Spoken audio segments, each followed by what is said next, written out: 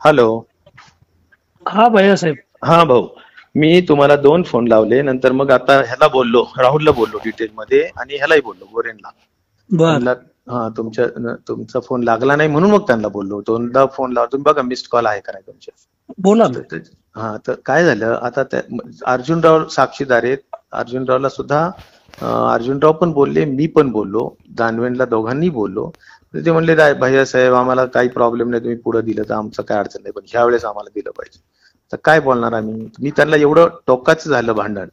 मी काल फोनवर बोललो आणि आज ते आलते आता लग्नाच्या तिथं त्या ह्याच्यात. तर मी त्यांना म्हटलं हे असं असं आहे.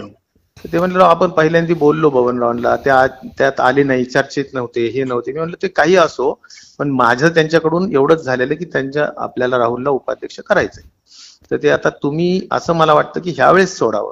ते म्हणले नाही मला ह्यावेळेस भैया साहेब राजकारण मोठं नसतं, त्या उपाध्यक्ष पदात काही नाहीये, आम्हालाही माहिती आहे. एकच सांगू का, मी ह्यांना आणि तुम्ही शब्द दिला, अर्जुनरावच्या बंगल्यावर बोलला, चर्चा केली. पण पुढच्या ह्याच्यात पाळू आता नाही. अरे हरामखोर मादरचोद, तुझ्या मायचा भोसडा, तुझ्या कडू तो टक्कल फोडतो घर खाऊ, त्या मायचा भोसडा तुझ्या, चोर कुत्रा.